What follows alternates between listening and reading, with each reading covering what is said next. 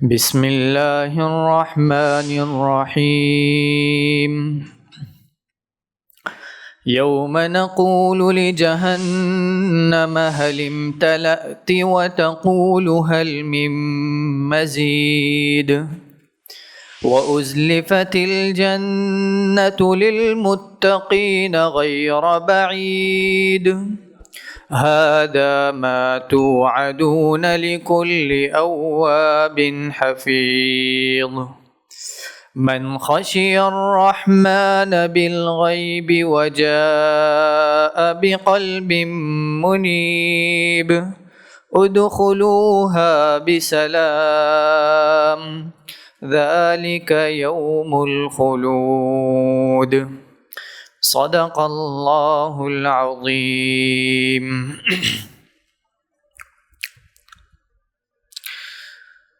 آج کے درس میں سورۃ القاف کا آخری رکوع آپ حضرات کے سامنے پیش کیا جائے گا۔ گزشتہ ہفتے ہم نے سورۃ القاف کے ابتدائی 2 رکوع کا ترجمہ اور اس کی تشریح کے بارے میں گفتگو کی تھی۔ سورۃ القاف 45 آیات پر مشتمل سورت ہے اور 3 رکوع پر مشتمل یہ سورت ہے، جن میں سے 2 رکوع پچھلے ہفتے ہو چکے ہیں۔ اس رکوع کی فضیلت کے بارے میں ہم نے بتایا تھا کہ آپ صلی اللہ علیہ وسلم اکثر جمعے کے روز، فجر کی نماز میں اور عیدین کے موقع پر یہ سورت تلاوت فرمایا کرتے تھے، یہاں تک کہ بعض حضرات فرماتے ہیں کہ ہمیں یہ سورت، آپ صلی اللہ علیہ وسلم اتنی کثرت سے اس سورت کی تلاوت کیا کرتے تھے کہ ہمیں آپ صلی اللہ علیہ وسلم سے سن کر یہ سورت یاد ہو گئی تھی۔ تو اس سورت کے جو بنیادی مضامین ہے، یہ سورت چونکہ مکی سورت ہے اور مکی صورتوں کی جو آیات ہوتی ہے ان کا مضمون یا تو توحید ہوتا ہے یا رسالت ہوتا ہے یا بعث بعد الموت۔ تو اس صورت کے بارے میں جب پچھلے ہفتے اس کا خلاصہ ذکر کیا جا رہا تھا تو اس میں بتایا گیا تھا کہ پہلے رکوع میں اللہ تعالیٰ نے انسان کی تخلیق اور تخلیق کے بعد اس کو دوبارہ جو زندہ کیا جائے گا اس کے بارے میں اللہ تعالیٰ نے فرمایا ہے، جس کو ہم کہتے ہیں عقیدہ بعث بعد الموت، موت کے بعد دوبارہ اٹھایا جانا۔ اس کو کفار مکہ ناممکن سمجھا کرتے تھے، تو اللہ تعالیٰ نے قرآن مجید میں بہت سارے مقامات پر اس کو ثابت فرمایا ہے کہ انسان اگر اس پر حیرت کرتا ہے اور اس کو ناممکن سمجھتا ہے تو اسے سوچ لینا چاہیے، سمجھ لینا چاہیے کہ جب انسان کا وجود نہیں تھا اس وقت ہم نے انسان کو عدم سے پیدا کیا تھا، یعنی انسان کی کوئی صورت نہیں تھی، کوئی مثال اس کی نہیں تھی، کوئی تصور نہیں تھا۔ اس وقت ہم نے انسان کو عدم سے پیدا کیا ہے، اور جب ایک مرتبہ ہم نے پیدا کر لیا تو اب ایک مرتبہ پیدا کرنے کے بعد اس میں دوبارہ جان ڈال کر اس کو زندہ کرنا یہ ہمارے لیے کوئی مشکل کام نہیں ہے۔ اور پھر دوسرے رکوع میں اللہ تعالیٰ نے اسی انسان کی تخلیق کے بارے میں بتاتے ہوئے فرمایا تھا کہ وَلَقَدْ خَلَقْنَا الْإِنسَانَ وَنَعْلَمُ مَا تُوَسْوِسُ بِهِ نَفْسُهُ وَنَحْنُ أَقْرَبُ إِلَيْهِ مِنْ حَبْلِ الْوَرِيدِ، کہ انسان کو ہم نے پیدا کیا ہے اور انسان کے دل میں جو خیالات گزرتے ہیں ان سے ہم واقف ہیں، اور وَنَحْنُ أَقْرَبُ إِلَيْهِ مِنْ حَبْلِ الْوَرِيدِ، انسان کی شہرک سے زیادہ ہم قریب ہیں۔ ہم نے انسان کو پیدا کیا ہے، اب انسان کے جو دل میں تصورات، دل میں جو خیالات آ رہے ہیں، ذہن میں جو اس کی سوچ ہے، ان ساری چیزوں سے ہم اچھی طرح واقف ہیں۔ اس کے بعد پھر انسان سکرات الموت، اس کو بیان کیا گیا ہے کہ جو موت کی کیفیت ہوتی ہے، اس وقت موت کے وقت اللہ تعالیٰ کی طرف سے فرشتے بھیجے جاتے ہیں اور وہ اس کی روح قبض کرتا ہے۔ اس کے بعد جو فرشتوں نے زندگی بھر اس کے اعمال لکھے ہیں، کرامن کاتبین، دائیں طرف ایک فرشتہ اللہ تعالیٰ نے مقرر فرمایا، بائیں طرف ایک فرشتہ مقرر فرمایا ہے، انہوں نے جو کچھ لکھ رکھا ہے یہ اللہ تعالیٰ کی بارگاہ میں پیش کر دیتے ہیں، پھر اسی کے مطابق سزا اور جزا ہوتی ہے۔ دنیا میں انسان کا جب انتقال ہو جاتا ہے، قبر میں جب اس کو رکھا جاتا ہے تو ایک مختصراً اس کا امتحان ہوتا ہے اس میں 3 سوالات پوچھے جاتے ہیں، مر ربک، ما دینک، اور آپ صلی اللہ علیہ وسلم کے بارے میں پوچھا جاتا ہے کہ یہ کون تھے۔ جو مسلمان ہوتے ہیں ان کو من جانب اللہ تعالیٰ کی طرف سے توفیق ہوتی ہے، وہ یہ جوابات دے دیتے ہیں، اور پھر ان کے حق میں جنت کے اگر اچھے اعمال ہے جنت کا فیصلہ کر دیا جاتا ہے، برے اعمال ہے تو جہنم کا فیصلہ کر دیا جاتا ہے، اور سزا اور جزا کا یہ سلسلہ قبر میں ہی شروع ہو جاتا ہے۔ یہ پہلا امتحان تھا اور حساب و کتاب کا پہلا مرحلہ تھا۔ اس کے بعد ان قبروں سے تمام لوگوں کو اٹھایا جائے گا، اٹھانے کے بعد محشر میں جمع کیا جائے گا، جمع کرنے کے بعد اب تفصیلی جو ہے حساب کتاب کا سلسلہ شروع ہوگا۔ اس میں ایک ایک عمل کے بارے میں انسان سے پوچھا جائے گا۔ کرامن کاتبین نے جو کچھ لکھا ہے وہ اللہ تعالیٰ کے سامنے پیش کیا جائے گا، اور یہی تمام کی تمام چیزیں اس شخص کو کھڑا کیا جائے گا سامنے، اور اس کو بتایا جائے گا کہ فلاں دن فلاں موقع پر فلاں وقت تم نے یہ کام کیا تھا، فلاں موقع پر تم نے یہ کام کیا تھا۔ ہر چیز کا وہ اقرار کرتا جائے گا۔ اب یہ تفصیلی حساب کتاب ہوگا، اس میں جس کے بارے میں جنت کا فیصلہ کیا جائے گا، جو مسلمان ہوں گے جن کے نامہ اعمال میں نیک اعمال زیادہ ہوں گے ان کے لیے جنت کا فیصلہ کر دیا جائے گا، اور جو کافر تھے کفر کی حالت میں جن کی موت ہوئی تھی تو ان کے حق میں جہنم کا فیصلہ کر دیا جائے گا۔ دوسری رکوع میں یہ چیزیں اللہ تعالیٰ نے بیان فرمائی ہیں۔ آج کا جو ہمارا درس ہے یہ تیسرا رکوع شروع ہو رہا ہے۔ تمام اہل جنت کو، مسلمانوں کو جنت میں داخل کر دیا جائے گا، اور اہل جہنم یعنی کفار کو جہنم میں داخل کر دیا جائے گا۔ اب جہنم میں داخل کرنے کے بعد اللہ تعالیٰ جہنم کو خطاب کر کے فرمائیں گے، کیا فرمائیں گے؟ دیکھیے ترجمہ، یوم نقول لجہنم هل امتلأت وتقول هل من مزید۔ یوم، جس دن، اور اے لوگو اس وقت کو یاد رکھو، اس وقت کو یاد کرو، نقول لجہنم، جس دن ہم جہنم سے کہیں گے، کیا کہیں گے؟ هل امتلأت، کیا تو بھر گئی ہے؟ جہنم میں تمام کافروں کو، فاسقوں کو ڈالنے کے بعد اللہ تعالیٰ جہنم کو خطاب کر کے فرمائیں گے کیا تو بھر گئی ہے یا مزید تم میں کوئی گنجائش ہے؟ هل امتلأت، کیا تو بھر گئی ہے؟ وتقول، اور وہ جواب میں کہے گی هل من مزید، کیا کچھ اور بھی ہے؟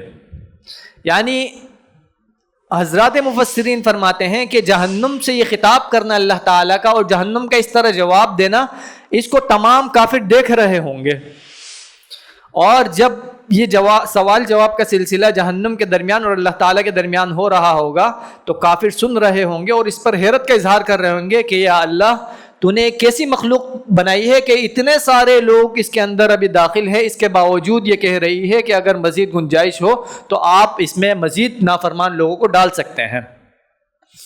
تو اللہ تعالیٰ فرماتے ہیں کہ اس وقت کو یاد رکھو جب ہم جہنم سے پوچھیں گے کیا تو بھر گئی ہے، اور جواب میں جہنم یہ کہے گی کہ حل من مزید، کیا کچھ اور بھی ہے؟ وَأُزْلِفَتِ الْجَنَّةُ، اور ازلفت، قریب کر دی جائے گی، الجنت، جنت، للمتقین، نیکوکار اور پرہیزگاروں کے لیے، غیر بعید، جو دور نہیں ہوگی۔ اہل جہنم کو تو جہنم میں ڈال دیا جائے گا، اور جو اللہ تعالیٰ کے مطیع، فرمانبردار اور مسلمان تھے جنہوں نے دنیا میں نیک اعمال کیے تھے، ان کے لیے ان کا ٹھکانہ یعنی جنت قریب کر دیا جائے گا۔ هذا ما توعدون لكل اواب حفیظ، اور کہا جائے گا هذا ما توعدون، یہ ہے وہ چیز، ما توعدون، جس کا تم سے وعدہ کیا جاتا تھا دنیا میں، لكل اواب حفیظ، ہر اس شخص کے لیے جو اللہ کی طرف لوٹنے والا ہو اور اپنی نگرانی رکھنے والا ہو۔ جنت کو قریب کر دیا جائے گا، قریب کرنے کے بعد اہل جنت کو خطاب کرتے ہوئے کہا جائے گا کہ یہی وہ جنت ہے جس کا تم سے دنیا میں وعدہ کیا جاتا تھا، اور یہ جنت ہر اس شخص کے لیے ہے جو اللہ تعالیٰ کی طرف لوٹنے والا ہو۔ اللہ تعالیٰ کی طرف لوٹنے سے کیا مراد ہے؟ جو ہر حالت میں اللہ تعالیٰ کو یاد رکھنے والا ہو۔ اور حفیظ دوسری صفت بیان فرمائی گئی ہے، جو اپنی نگرانی رکھنے والا ہو۔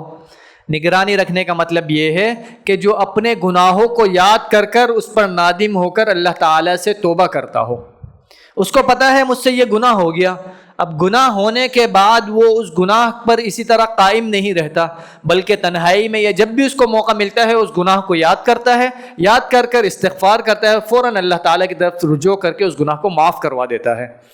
تو ایسے شخص کے لیے اللہ تعالیٰ فرما رہے ہیں کہ یہ وعدہ جو ہے، یہ جو وعدہ کیا جاتا تھا، یہ ہر اس شخص کے لیے ہے جو ہر حالت میں اللہ تعالیٰ کی طرف لوٹنے والا ہو اور اپنی نگرانی رکھنے والا ہو۔ من خشی الرحمن بالغیب، من خشی الرحمن، جو ڈرا ہو رحمان سے، بالغیب، بن دیکھے، اور یہ ہر اس شخص کے لیے ہے جو خدائے رحمان کو دیکھے بغیر اس سے ڈرا ہو۔ ہم غیب پر ایمان رکھتے ہیں۔ قرآن کریم کی ابتدا ہوتی ہے سورۃ البقرہ، الف لام میم ذالک الکتاب لا ریب فیہ ھدی للمتقین الذین یؤمنون بالغیب، جو لوگ غیب کی باتوں پر ایمان رکھتے ہیں، الذین یؤمنون بالغیب ویقیمون الصلاۃ ومما رزقناہم ینفقون۔ غیب کا کیا مطلب ہے؟ کہ ہم نے اللہ تعالیٰ کی ذات کو نہیں دیکھا، ہم نے جنت کو نہیں دیکھا، ہم نے جہنم کو نہیں دیکھا، لیکن جب آپ صلی اللہ علیہ وسلم نے ہمیں ان چیزوں کی خبریں دی تو ان تمام کی تمام آپ صلی اللہ علیہ وسلم کی باتوں پر ہم اپنے دل سے ایمان رکھتے ہیں۔ اس کو کہا جاتا ہے بن دیکھے ایمان لانا، اور اللہ تعالیٰ کے نزدیک ایمان کے لیے یہی معتبر ہے۔ اگر کوئی شخص ان چیزوں کو دیکھ کر ایمان لے آئے تو اس کا ایمان معتبر نہیں ہے۔ اسی وجہ سے اگر ہمیں حکم دیا گیا ہم غیب پر ایمان رکھیں، اگر کوئی شخص غیب پر ایمان نہ رکھے، جیسے کہ فرعون کے بارے میں آتا ہے کہ پوری زندگی اس نے سرکشی اختیار کر رکھی، لیکن جب اس کو عذاب کے فرشتے نظر آئے اور وہ فرشتے اس کو نظر آئے جو اس کی روح قبض کرنے آئے تھے، تو اس نے کیا کہا کہ آمنت بالذی آمنت بہ بنو اسرائیل وانا من المسلمین، کہ اب میں ایمان لاتا ہوں اس رب پر ایمان لاتا ہوں جس پر بنو اسرائیل ایمان لائے اور میں بھی مسلمان ہوں۔ تو اللہ تعالیٰ جواب میں کیا فرماتے ہیں؟ الآن وقد عصیت قبل، کہ اب تم ایمان رکھتے ہو حالانکہ اس سے پہلے تم سرکشی اختیار کر چکے تھے۔ تو یہاں وہ ایمان لایا تھا، لیکن وہ ایمان کب لایا تھا؟ جب اس نے موت کے اور عذاب کے فرشتوں کو دیکھا تھا۔ تو یہ ایمان بالغیب نہیں تھا، اس وجہ سے اس کا ایمان مقبول نہیں ہوا اللہ تعالیٰ کے نزدیک۔ تو ہمیں جو حکم ہے وہ یہ ہے کہ ہم ان تمام کی تمام باتوں پر، ہم نے کچھ نہیں دیکھا، نہ ہم نے روز محشر کو دیکھا ہے، نہ جنت کو ہم نے دیکھا ہے، نہ جہنم کو ہم نے دیکھا ہے، نہ فرشتوں کو ہم نے دیکھا ہے، نہ اللہ تعالیٰ کی ذات کو ہم نے دیکھا ہے، لیکن اس کے باوجود جب ہمارے پاس آپ صلی اللہ علیہ وسلم یہ تمام کی تمام باتیں لے کر آئے تو ہم اس پر ایمان رکھتے ہیں۔ تو یہاں یہ کہا جا رہا ہے کہ من خشی الرحمن بالغیب، جو رحمان سے ڈرے بن دیکھے، وجاء بقلب منیب، اور وہ آئے ہمارے پاس بقلب منیب، اللہ تعالیٰ کی طرف رجوع کرنے والا دل لے کر۔ یعنی جو شخص اللہ تعالیٰ سے ڈرے اور اللہ تعالیٰ کی طرف رجوع کرنے والا دل اپنے سینے میں رکھتا ہو، اس کے لیے، ان سب لوگوں کے لیے یہ وعدہ کیا جا رہا ہے، اور یہ وعدہ کس کا ہے؟ جنت کا ہے۔ ادخلوها بسلام، حکم ہوگا کہ جنت تمہارے قریب کر دی گئی ہے، ادخلوها، جاؤ اس میں داخل ہو جاؤ، بسلام، سلامتی کے ساتھ۔ اب ہمیشہ ہمیشہ کے لیے تمہارے لیے سلامتی ہی سلامتی ہے، یہاں تک کہ اہل جنت جب جنت میں داخل ہو رہے ہوں گے تو اللہ تعالیٰ نے فرشتے مقرر کر رکھے ہوں گے، وہ فرشتے ان پر سلامتی بھیج رہے ہوں گے، اور کیا کہہ رہے ہوں گے کہ سلام علیکم بما صبرتم، کہ تم پر سلامتی ہو، علیکم بما صبرتم، جو کچھ تم دنیا میں برداشت کر چکے ہو، جو حالات تم پر آئے تھے، جو تکلیفیں تم نے ہمارے لیے اٹھائی تھی، ان پر جو تم نے صبر کیا تھا، آج اس صبر کا صلہ تمہیں جنت کی صورت میں مل رہا ہے، اور تمہارے لیے ہمیشہ ہمیشہ کی سلامتی کا فیصلہ ہے۔ سلام علیکم بما صبرتم فنعم عقبی الدار، تو کیا ہی بہترین تمہارا ٹھکانہ ہے۔ اسی طرح اللہ تعالیٰ نے سورۃ الزمر میں فرمایا ہے کہ وسیق الذین اتقوا ربهم الی الجنۃ زمرا، کہ جب اہل جنت کو جنت میں لایا جائے گا، جنت کے قریب کیا جائے گا، حتی اذا جاؤوها، یہاں تک کہ جب وہ جنت کے دروازے پر پہنچ جائیں گے، وفتحت ابوابها، اور اس کے جنت کے دروازے کھول دیے جائیں گے، وقال لهم خزنتها، تو اس کے جو فرشتے ہیں وہ اہل جنت کو کیا کہیں گے؟ سلام علیکم بما صبرتم، کہ تمہارے لیے سلامتی ہو جو کچھ تم دنیا میں صبر کر چکے ہو۔ اسی طرح دوسرے مقام پر اللہ تعالیٰ نے فرمایا تحیتہم یوم یلقونہ سلام، کہ ان کا آپس میں ان کی جو گفتگو ہوگی، اہل جنت جب جنت میں ملیں گے تو ان کا سلام کیا ہوگا؟ تحیتہم یوم یلقونہ سلام۔ جس طرح ہم دنیا میں ایک دوسرے سے ملتے ہیں، ایک مسلمان دوسرے مسلمان سے ملتا ہے تو مل کر اپنی گفتگو کا آغاز وہ کس سے کرتا ہے؟ السلام علیکم ورحمۃ اللہ وبرکاتہ۔ اسی طرح اہل جنت کا یہ تکیہ کلام ہوگا، وہ جس سے بھی ملیں گے اس پر سلامتی بھیج رہے ہوں گے، فرشتے اہل جنت پر سلامتی بھیج رہے ہوں گے۔ تو یہاں اللہ تعالیٰ فرما رہے ہیں کہ ادخلوها بسلام، تم اس میں سلامتی کے ساتھ داخل ہو جاؤ، اب تمہارے لیے ہمیشہ ہمیشہ کی سلامتی ہے۔ عموماً اللہ تعالیٰ جب انسان کو کوئی نعمت عطا فرماتے ہیں تو اس کو دو طرح کا خوف ہوتا ہے۔ پہلا خوف یہ ہوتا ہے کہ یہ نعمت اس سے چھن نہ جائے۔ اللہ تعالیٰ نے کسی کو مال عطا فرمایا ہے، اللہ تعالیٰ نے کسی کو اولاد عطا فرمائی ہے، اللہ تعالیٰ نے کسی کو کھانے پینے کا اچھا انتظام اللہ تعالیٰ نے اس کو عطا فرمایا ہے، اب اس کو ہمیشہ یہ خوف ہوگا کہ یہ نعمت میرے پاس ہمیشہ رہے، مجھ سے چھینے نہ۔ ایک خوف یہ ہوتا ہے۔ دوسرا خوف انسان کو جب کوئی نعمت میسر آتی ہے تو اس کو یہ خوف ہوتا ہے کہ اگر کسی اچھی جگہ وہ رہتا ہے تو اس کو یہ خوف ہوتا ہے کہ میں یہاں سے نکالا نہ جاؤں۔ تو اللہ تعالیٰ اہل جنت سے ان دو چیزوں کے بارے میں اہل جنت کو اللہ تعالیٰ مطمئن فرمائیں گے کہ تمہیں یہ جو جنت کی نعمت عطا کی جا رہی ہے یہ ہمیشہ ہمیشہ کے لیے ہے۔ ایک خوف تمہارا ختم ہو گیا کہ تم اس سے کبھی نکالے نہیں جاؤ گے، اور دوسرا خوف کیا ہے کہ تم پر موت نہیں آئے گی۔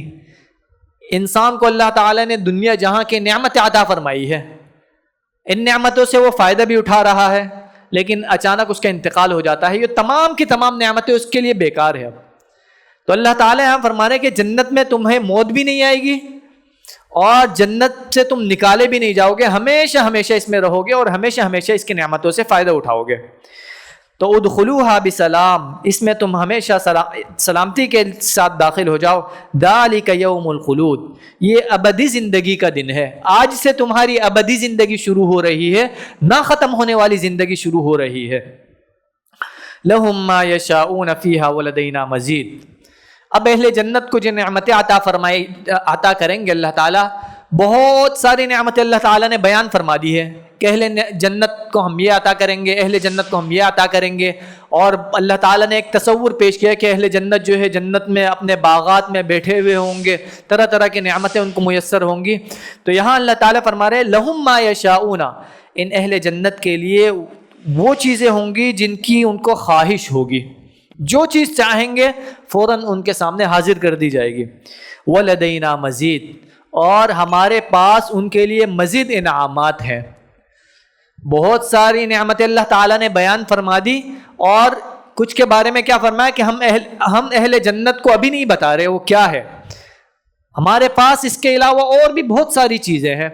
تو حضرات مفسرین فرماتے ہیں کہ اس سے مراد اللہ تعالیٰ کا دیدار ہے۔ اہل جنت، حدیث ہے حضرت ابو ہریرہ رضی اللہ عنہ غالباً سے منقول ہے کہ وہ فرماتے ہیں کہ جب اہل جنت کو جنت میں داخل کر دیا جائے گا، اہل جہنم کو جہنم میں داخل کر دیا جائے گا، تو اللہ تعالیٰ اہل جنت کے پاس آئیں گے، ان سے مخاطب ہو کر فرمائیں گے کہ اے لوگو، کیا جن چیزوں کا تم سے وعدہ کیا گیا تھا کیا وہ چیزیں تمہیں مل گئی ہیں؟ تو اہل جنت کہیں گے کہ بالکل، جن چیزوں کا ہم سے وعدہ کیا جاتا تھا وہ ساری چیزیں ہمیں مل گئی ہے، اب ہمیں مزید کسی نعمت کی ضرورت نہیں ہے۔ تو پھر اللہ تعالیٰ فرمائے گا کہ میرے پاس تمہارے لیے ایک مزید نعمت ہے۔ اہل جنت اس موقع پر سوچیں گے کہ وہ کیا نعمت ہے، پھر آپ اللہ تعالیٰ اپنے درمیان اور اہل جنت کے درمیان، یہ گفتگو کے درمیان جو پردہ حائل تھا اس کو پردے کو زائل فرما دیں گے، ہٹا دیں گے۔ اہل جنت براہ راست اللہ تعالیٰ کا دیدار فرمائیں گے۔ اس کو دوسری صورت میں اللہ تعالیٰ نے فرمایا کہ للذین احسنوا الحسنی وزیادہ، کہ جنہوں نے نیک اعمال کیے ہیں ان کے لیے جنت ہے، اور جنت کے ساتھ ساتھ ایک مزید اضافی نعمت ہے، اور وہ اضافی نعمت کیا ہے کہ اہل جنت کو اللہ تعالیٰ کا دیدار نصیب ہوگا۔ جب اہل جنت کو اللہ تعالیٰ کا دیدار نصیب ہوگا تو وہ جنت کی تمام انعامات جو ان کو ابھی تک عطا ہوئے تھے وہ ساری بھول جائیں گے، اور کہیں گے کہ اللہ آپ کی طرف سے ہمارے لیے یہ انعام، یہ ہمارے لیے بہت بڑی یہ بہت بڑا انعام ہے۔ تو اس صورت میں اللہ تعالیٰ اس آیت میں فرما رہے ہیں کہ ان کے لیے وہ تمام چیزیں ہوں گی جن کی ان کو خواہش ہوگی، اور ساتھ ساتھ ان کے لیے مزید چیزیں بھی ہوں گی۔ یہ مزید چیزیں کیا ہے؟ یہ اللہ تعالیٰ کا دیدار ہوگا اہل جنت کو، اور یہ اہل جنت کو دی جانے والی، عطا کی جانے والی نعمتوں میں سب سے بڑی نعمت ہوگی۔ وَكَمْ أَهْلَكْنَا قَبْلَهُمْ مِنْ قَرْنٍ وَكَمْ أَهْلَكْنَا قَبْلَهُمْ مِنْ قَرْنٍ هُمْ أَشَدُّ مِنْهُمْ بَطْشًا فَنَقَّبُوا فِي الْبِلَادِ هَلْ مِنْ مَحِيصٍ۔ یہاں سے اللہ تعالیٰ نافرمانوں کے بارے میں بتا رہے ہیں کہ وَكَمْ أَهْلَكْنَا قَبْلَهُمْ مِنْ قَرْنٍ، اور یعنی اہل مکہ کے جو کافر لوگ تھے، ان سے پہلے کتنی ایسی قومیں تھیں کہ جن کو ہم نے ہلاک کر دیا ہے۔ قوم تمود ہے، قوم عاد ہے، قوم نوح ہے، قوم لوط ہے، قوم ہود ہے، قوم شعیب ہے۔ یہ تمام کے تمام وہ لوگ تھے کہ جنہوں نے ہماری نافرمانی کی، اور جب نافرمانی میں وہ حد سے تجاوز کر گئے تو ہم نے ان کو عذاب کے ذریعے تباہ کر دیا، ہلاک کر دیا۔ اور کتنی ہی ایسی قومیں ہیں جو ان سے پہلے گزر چکی ہیں اور وہ ان سے زیادہ طاقتور تھی۔ اہل مکہ کے بارے میں کہا جا رہا ہے کہ جو طاقتیں، جو قوت تم سے پہلے کے لوگوں کو عطا کی گئی تھی، اس قدر قوت تمہیں عطا نہیں کی گئی، لیکن اس کے باوجود جب انہوں نے ہماری نافرمانی کی تو ہم نے ان کو صفحہ ہستی سے مٹا دیا۔ کہا جا رہا ہے وَلَقَدْ أَهْلَكْنَا قَبْلَهُمْ مِنْ قَرْنٍ، اور یعنی مکہ کے کافروں سے پہلے ہم کتنی ہی قوموں کو ہلاک کر چکے ہیں جو طاقت میں ان سے زیادہ تھے۔ فَنَقَّبُوا فِي الْبِلَادِ، چنانچہ انہوں نے سارے شہر چھان مارے تھے۔ اس کا کیا مطلب ہے؟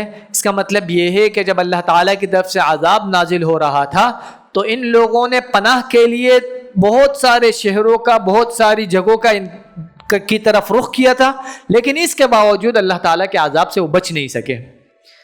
حل من محیص، کیا ان کے لیے بھاگنے کی کوئی جگہ تھی؟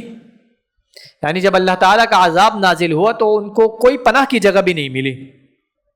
ان فی ذلک لذکری لمن کان لہ قلب او القی السمع وهو شہید۔ اب اس کے بارے میں بتایا جا رہا ہے قرآن مجید کے بارے میں کہ ان فی ذلک لذکری، کہ اس قرآن کریم میں ان لوگوں کے لیے بڑی نصیحت کا سامان ہے۔ کس کے لیے؟ لمن کان لہ قلب، جس کے پاس دل ہو، جس کے پاس دل ہو، او القی السمع، یا اس کے سامنے کوئی بات بتائی جائے، وہ شہید، اور وہ اس کو غور سے سنے۔ یعنی جن کو اللہ تعالیٰ نے عقل کی دولت سے نوازا ہے اور جو کان لگا کر اور غور سے باتیں سنتے ہیں، ان کے لیے اس قرآن کریم میں نصیحت کا سامان ہے۔ جو بھی شخص قرآن کریم کی آیات پر غور کرے گا اور قرآن کریم کے احکامات کو سنے گا تو قرآن کریم کی یہ خوبی ہے کہ وہ ضرور بھی ضرور اس کے دل پر اثر کرے گی۔ تو یہاں اللہ تعالیٰ فرما رہے ہیں کہ اس میں یقیناً، اس میں یعنی قرآن مجید میں اس شخص کے لیے بڑی نصیحت کا سامان ہے کہ جس کے پاس دل ہو اور جس کو اللہ تعالیٰ نے عقل عطا فرمائی ہو اور جو ان باتوں کو غور سے سنے۔ وَلَقَدْ خَلَقْنَا السَّمَاوَاتِ وَالْأَرْضَ وَمَا بَيْنَهُمَا فِي سِتَّةِ أَيَّامٍ۔ وَلَقَدْ خَلَقْنَا السَّمَاوَاتِ، اور ہم نے پیدا کیا آسمانوں کو، والارض، اور زمین کو، وما بینہما، اور ان دونوں کے درمیان جتنی چیزیں ہیں، زمین و آسمان کے درمیان جتنی چیزیں ہیں، ان سب کو ہم نے پیدا کیا ہے فی ستۃ ایام، 6 دنوں میں۔ وما مسنا من لغوب، اور ہمیں ان کی تخلیق میں ذرہ برابر تھکاوٹ نہیں ہوئی۔ اتنا بڑا آسمان ہم نے قائم کیا ہے، اتنی بڑی زمین ہم نے بچھائی ہے، اور ان آسمان و زمین کے درمیان لاکھوں قسم کے ہم نے مخلوقات پیدا کیے ہیں۔ زمین کے اندر لاکھوں قسم کے ہم نے مخلوقات پیدا کی ہے، آسمانوں کے اوپر ہم نے مختلف قسم کی مخلوقات پیدا کی ہے۔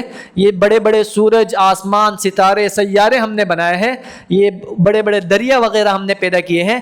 ان سب کی تخلیق ہم نے 6 دن میں کی ہے، اور اس کے باوجود، ان کی تخلیق کے باوجود ہمیں ذرہ برابر تھکاوٹ نہیں ہوئی۔ یہاں اللہ تعالیٰ چاہتے تو ان تمام کی تمام چیزوں کو پل بھر میں اللہ تعالیٰ پیدا فرما دیتے۔ یعنی سوال پیدا ہوتا ہے کہ اللہ تعالیٰ نے 6 دن میں کیوں تخلیق فرمائی؟ تو انسان کے لیے بھی اس میں اللہ تعالیٰ نے ایک سبق رکھا ہے، انسان کے لیے بھی یہ سبق اللہ تعالیٰ کی طرف سے یہ ایک یعنی سبق ہے کہ اللہ تعالیٰ نے ہر چیز کو ایک مقررہ مقدار میں، ہر چیز کے لیے ایک مقررہ مقدار اللہ تعالیٰ نے طے فرمائی ہے، اور اسی میں وہ کام اللہ تعالیٰ فرماتے ہیں۔ وَمَا مَسَّنَا مِن لُغُوبٍ، اور ہمیں ذرہ برابر تھکاوٹ نہیں ہوئی۔ فاصبر علی ما یقولون. اب یہاں سے اللہ تعالیٰ آپ صلی اللہ علیہ وسلم کو تسلی دے رہے ہیں کہ محمد اگر اہل مکہ آپ کی باتوں کا انکار کر رہے ہیں، آپ کے لائے ہوئے احکامات کو جھٹلا رہے ہیں، تو آپ تنگ دل مت ہو، آپ ان کی باتوں سے حوصلہ مت ہاریں، بلکہ آپ کیا کریں؟ فاصبر، اے محمد آپ صبر کیجئے، علی ما یقولون، جو کچھ یہ لوگ کہہ رہے ہیں، آپ کے بارے میں غلط غلط باتیں کہہ رہے ہیں، آپ کو مجنون کہہ رہے ہیں، آپ کو شاعر کہہ رہے ہیں، آپ کو دیوانہ کہہ رہے ہیں، اور نعوذ باللہ آپ کو کاہن کہہ رہے ہیں، آپ کی لائی ہوئی باتوں کا انکار کر رہے ہیں، تو آپ اپنا دل چھوٹا مت کیجئے، بلکہ آپ صبر کیجئے. یہ لوگ جو باتیں کر رہے ہیں اس پر آپ صبر کیجئے. وسبح بحمد ربک، اور آپ اپنے پروردگار کی تسبیح کیجئے، قبل طلوع الشمس، سورج نکلنے سے پہلے بھی، وقبل الغروب، اور سورج ڈوبنے سے پہلے بھی، ومن اللیل، اور رات کے حصوں میں بھی، فسبحہ، آپ اس کی تسبیح بیان کریں، وادبار السجود، اور سجدوں کے بعد بھی. یہاں اللہ تعالیٰ آپ صلی اللہ علیہ وسلم کو نمازوں کا حکم دے رہے ہیں. تسبیح کا کیا مطلب ہے؟ تسبیح سے مراد نمازیں ہیں. اللہ تعالیٰ فرما رہے ہیں کہ آپ نماز پڑھیے. کب کب پڑھیے آپ؟ وسبح بحمد ربک، اور اپنے رب کی تسبیح کرے، اپنے رب کے لیے نماز پڑھے، قبل طلوع الشمس، سورج نکلنے سے پہلے. اس میں کون سی نماز آ گئی؟ فجر کی نماز اس میں آ گئی. گویا حکم دیا جا رہا ہے کہ آپ فجر کی نماز پڑھیں. وقبل الغروب، اور غروب شمس سے پہلے، سورج غروب ہونے سے پہلے. سورج غروب ہونے سے پہلے دو نمازیں پڑھی جاتی ہیں، ظہر اور عصر. اور ومن اللیل، اور رات کی نماز، رات میں دو نمازیں ہیں، مغرب اور عشاء. تو اللہ تعالیٰ نے ان آیت میں 5 نمازوں کا حکم دیا کہ آپ سورج نکلنے سے پہلے فجر کی نماز پڑھیں، اور اس کے بعد غروب شمس سے پہلے ظہر اور عصر کی نماز پڑھیں، اور رات کے وقت آپ مغرب اور عشاء کی نماز پڑھنے کا اہتمام کریں. وادبار السجود، اور سجدوں کے بعد بھی. سجدوں کے بعد کا کیا مطلب ہے؟ کہ فرض نمازوں کے بعد نفل نماز کا بھی آپ اہتمام کریں. واستمع یوم ینادی المنادی من مکان قریب. واستمع، اور غور سے سنو، ذرا توجہ سے سنو. یوم ینادی المناد، جس دن ایک پکارنے والا پکارے گا، من مکان قریب، ایک قریب ترین جگہ سے. اس کو کہا جاتا ہے نفخہ ثانیہ. نفخہ ثانیہ یعنی دوسری مرتبہ جو سور پھونکا جائے گا. پہلی مرتبہ جب سور پھونکا جائے گا قیامت والے دن، تو تمام کے تمام لوگوں کو موت آ جائے گی. اس کے بعد دوسری مرتبہ سور پھونکا جائے گا تو تمام کے تمام لوگ جو مدفون ہیں، دفن کیے گئے تھے، وہ سب اپنی قبروں سے اٹھ کھڑے ہوں گے. تو یہاں فرما رہے اللہ تعالیٰ کہ یوم یسمعون، واستمع، اور ذرا توجہ سے سنو، یوم ینادی المنادی، جس دن پکارنے والا پکارے گا، من مکان قریب، ایک قریب ترین جگہ سے. ہر شخص کو یہ محسوس ہوگا کہ بالکل قریب سے ہی مجھے پکارا جا رہا ہے. یوم یسمعون الصیحۃ بالحق، جس دن یہ لوگ سچ مچ اس پکار کو سنیں گے. ذالک یوم الخروج، اور وہ قبروں سے نکلنے کا دن ہوگا. میں نے آپ کو بتایا کہ یہ نفخہ ثانیہ ہے. وَيَوْمَ يُنْفَخُ فِي الصُّورِ، اللہ تعالیٰ فرماتے ہیں وَيَوْمَ يُنْفَخُ فِي الصُّورِ، جس دن سور پھونکا جائے گا. فَصَعِقَ مَنْ فِي السَّمَاوَاتِ وَمَنْ فِي الْأَرْضِ، تو جتنے بھی مخلوقات ہیں ان سب کو موت آ جائے گی. الا من شاء اللہ ثم نفخ فیہ اخری، پھر دوبارہ سور پھونکا جائے گا. فاذا هم قیام ینظرون، تو تمام کے تمام لوگ اور تمام کے تمام مخلوقات اپنی جگہ پر اٹھ کھڑے ہوں گے، اپنی قبروں سے نکل کر اٹھ کھڑے ہوں گے. پھر ان تمام کے تمام لوگوں کو میدان حشر میں لے جایا جائے گا. میدان حشر میں لے جا کر پھر ان کے حساب و کتاب کا سلسلہ شروع ہوگا. تو یہاں اللہ تعالیٰ فرما رہے ہیں یوم یسمعون الصیحۃ بالحق، جس دن یہ لوگ سچ مچ پکار کی آواز سنیں گے. ذالک یوم الخروج، اور یہ دن قبروں سے نکلنے کا دن ہوگا. انا نحن نحیی ونمیت والینا المصیر. اب اللہ تعالیٰ دوبارہ اہل کفار کے لیے بیان فرما رہے ہیں کہ ہم نے ہی تمہیں پیدا کیا ہے، ونمیت، ہم ہی تمہیں موت دیں گے، والینا المصیر، اور ہمارے ہی طرف تمہیں لوٹ کر آنا ہے. یہ اللہ تعالیٰ کا ایک انداز ہے کہ اللہ تعالیٰ مومنین کے لیے تو قرآن مجید نصیحت کا سامان ہے کہ جو مومن بھی قرآن مجید کو پڑھے گا سمجھے گا، ہر آیت میں اس کے لیے نصیحت کا سامان ہے، لیکن ساتھ ساتھ اللہ تعالیٰ اہل کفار کو بھی دعوت خطاب دے رہے ہیں، دعوت فکر دے رہے ہیں کہ تم قرآن مجید پر غور کرو، اپنی تخلیق پر غور کرو، اس کائنات کی تخلیق پر غور کرو، تمہیں زندگی کس نے بخشی ہے، تمہیں موت کون دے گا۔ جب تم غور و فکر کرو گے تم اس نتیجے پر پہنچو گے کہ انا نحن نحیی، کہ ہم نے ہی تمہیں حیات دی تھی، زندگی دی تھی، ونمیت، اور ہم ہی تمہیں موت دیں گے، والینا المصیر، اور مرنے کے بعد دوبارہ تمہیں زندہ ہو کر ہمارے پاس ہی لوٹ کر آنا ہے۔ یوم تشقق الارض عنہم سراعا، یوم تشقق الارض، اور اس دن جب زمین پھٹ کر ان کو اس طرح باہر کر دے گی کہ وہ جلدی جلدی نکل رہے ہوں گے۔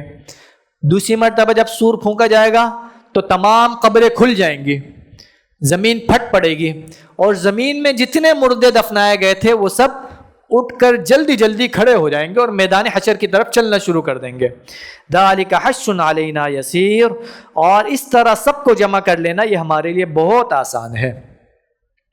آپ صلی اللہ علیہ وسلم نے جب اس آیت کی تلاوت فرمائی تو آپ صلی اللہ علیہ وسلم نے فرمایا کہ ملک شام سے لوگوں کو حشر کی طرف، یہ ملک شام جو ہے یہ مرکز ہے زمین کا، تو اس طرف لوگوں کو جمع کیا جائے گا، ذالک، اور اسی طرح حشر علینا یسیر، تم سب کو جمع کر لینا ہمارے لیے آسان ہے۔ یہ مرکز ہوگا، ملک شام یہ مرکز ہوگا میدان حشر میں، اور تمام کی تمام چاروں طرف سے لوگوں کو اس طرف جمع کیا جائے گا، سور پھونکا جائے گا، تمام لوگ کھڑے ہو جائیں گے، کھڑے ہونے کے بعد چاروں طرف سے لوگ جمع ہو کر اس سرزمین پر، یعنی ملک شام جہاں ابھی واقع ہے یہاں پر جمع ہوں گے، اور یہیں پھر میدان حشر قائم کی جائے گی۔ تو آپ صلی اللہ علیہ وسلم، اللہ تعالیٰ یہاں فرما رہے ہیں کہ جس دن زمین پھٹ پڑے گی، اور پھٹنے کے بعد زمین کے اندر جتنے مردے دفنائے گئے تھے وہ سب اٹھ کھڑے ہوں گے، اٹھ کر پھر یہ سب جمع ہوں گے، اور یہ جمع کرنا ہمارے لیے بہت آسان ہے، کوئی مشکل کام نہیں ہے۔ نحن اعلم بما یقولون، اے محمد ہمیں خوب اچھی طرح معلوم ہے جو کچھ آپ سے یہ لوگ کہہ رہے ہیں، یعنی اہل مکہ جو کچھ آپ کی شان میں گستاخی کر رہے ہیں، آپ کو کہہ رہے ہیں، برا بلا کہہ رہے ہیں، آپ کی باتوں کا انکار کر رہے ہیں، یہ ہمیں اچھی طرح معلوم ہے۔ وما انت علیہم بجبار، اور آپ ان پر زبردستی کرنے والے نہیں ہیں۔ نبی کا کام کیا ہوتا ہے؟ نبی کو اپنی قوم کی طرف بھیجا جاتا ہے اور وہ اپنی قوم کو اللہ تعالیٰ کے احکامات بتاتا ہے، زبردستی ان پر مسلط نہیں کرتا۔ آپ صلی اللہ علیہ وسلم کو بتایا گیا لست علیہم بمسیطر، کہ آپ ان پر مسلط نہیں کیے گئے ہیں، آپ کی ذمہ داری یہ ہے کہ اللہ تعالیٰ کے احکامات آپ کھول کر صاف انداز میں ان کے سامنے بیان کر دیں۔ اللہ تعالیٰ نے اگر ان کے حق میں ہدایت رکھی ہوگی تو یہ احکامات سن کر وہ ایمان لے آئیں گے، اور اگر اللہ تعالیٰ نے ان کے حق میں ہدایت نہیں رکھی تو آپ لاکھ کوششیں کر لیں ان کو آپ راہ راست پر نہیں لا سکتے۔ تو اللہ تعالیٰ یہاں فرما رہے ہیں کہ ہم نے آپ کو پیغمبر بنا کر بھیجا ہے، رسول بنا کر بھیجا ہے، اور پیغمبر اور رسول کا مطلب ہوتا ہے قاصد بنا کر بھیجا ہے کہ جو اللہ تعالیٰ کے احکامات لوگوں کے سامنے لا کر بیان کر دے۔ بس زبردستی ان سے زبردستی ان احکامات کو تسلیم کروانا، یہ ایمان دلوانا، یہ آپ کا کام نہیں ہے۔ وما انت علیہم بجبار، اور اے پیغمبر، اے محمد، آپ ان پر زبردستی کرنے والے نہیں ہو۔ فذکر، لہذا فذکر بالقرآن، آپ قرآن کے ذریعے نصیحت کیجئے، من یخاف وعید، ہر اس شخص کو جو میری وعید سے ڈرتا ہے۔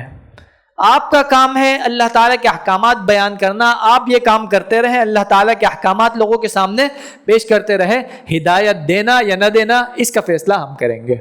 آپ صلی اللہ علیہ وسلم کی خواہش تھی بہت سارے لوگوں کے بارے میں کہ ان کو ہدایت نصیب ہو، لیکن اللہ تعالیٰ نے صاف الفاظ میں فرما دیا کہ آپ کا کام لوگوں کو دین کی دعوت پہنچانا ہے، ہدایت دینا یا نہ دینا یہ ہمارا کام ہے۔ تو یہاں اللہ تعالیٰ فرما رہے ہیں کہ محمد، آپ کو یہ لوگ جو کچھ کہہ رہے ہیں اس کا ہمیں خوب اندازہ ہے، ہم اچھی طرح جانتے ہیں کہ آپ کو کیا کیا کہا جا رہا ہے، آپ ان پر مسلط نہیں کیے گئے ہیں، زبردستی ان پر آپ ان سے زبردستی آپ یہ حق بات تسلیم نہیں کروائیں، بلکہ آپ قرآن مجید کے ذریعے ان کو نصیحت کرتے جائیں۔ جس کے دل میں اللہ تعالیٰ کا خوف ہوگا، جو میرے وعید سے ڈرتا ہے، تو وہ خود اس پر ایمان لے آئے گا۔